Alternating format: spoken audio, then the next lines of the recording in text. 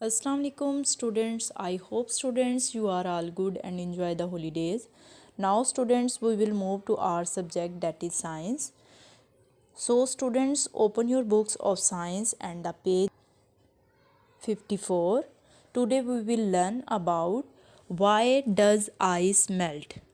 बर्फ़ कैसे पिघलती है या क्यों पिघलती है, हम ये पढ़ेंगे. Why does ice melt means बर्फ़ क्यों पिघलती है. व्हेन आइस इज़ हीटेड, जब हम बर्फ़ को गर्म करते हैं. The heat makes the molecules of ice move faster.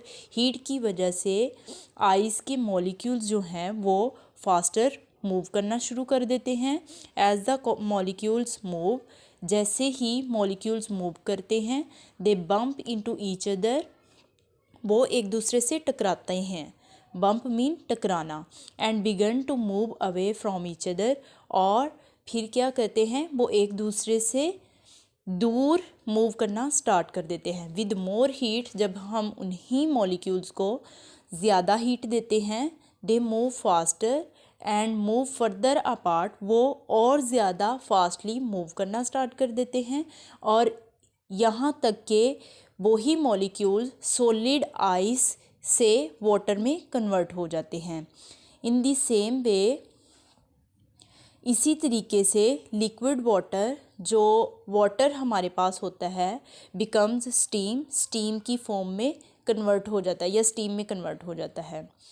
If the molecules are cooled, अगर मॉलिक्यूल्स जो हैं वो ठंडे हो जाएं, यही मॉलिक्यूल्स दोबारा जब ठंडे हो जाते हैं, दे स्लो डाउन, ये बहुत ज़्यादा सुस्त हो जाते हैं. And move closer to each other, और एक दूसरे के करीब आना शुरू हो जाते हैं या एक दूसरे के करीब मूव करना स्टार्ट कर देते हैं.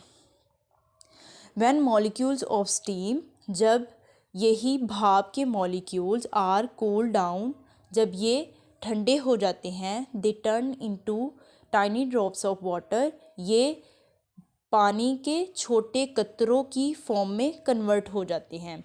When water is cooled further, जब वही छोटे छोटे कतरे फर्दर कूल हो जाते हैं या ठंडे हो जाते हैं, इट्स मॉलिक्यूल्स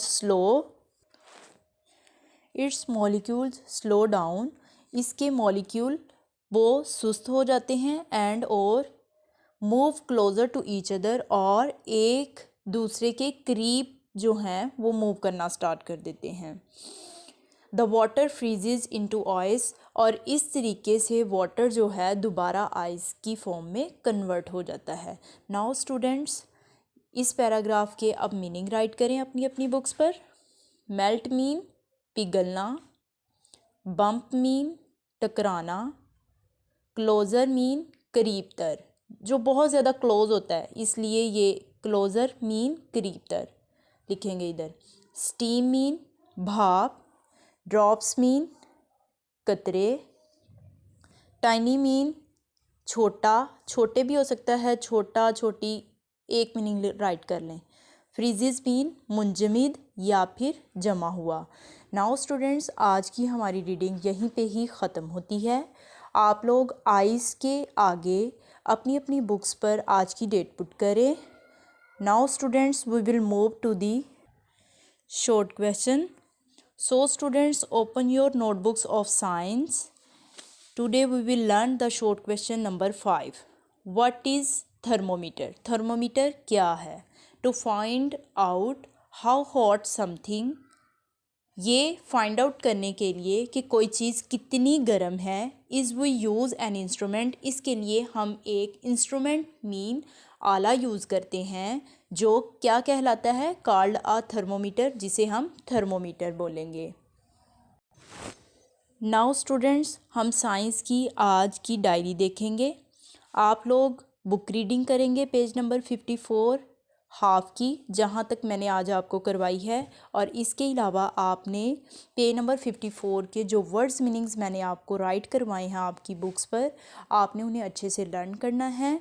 नेक्स्ट आप शॉर्ट क्वेश्चन नंबर 5 अपनी साइंस की नोटबुक से लर्न करेंगे. I hope students you have enjoyed my lecture. अल्लाह हाफिज़.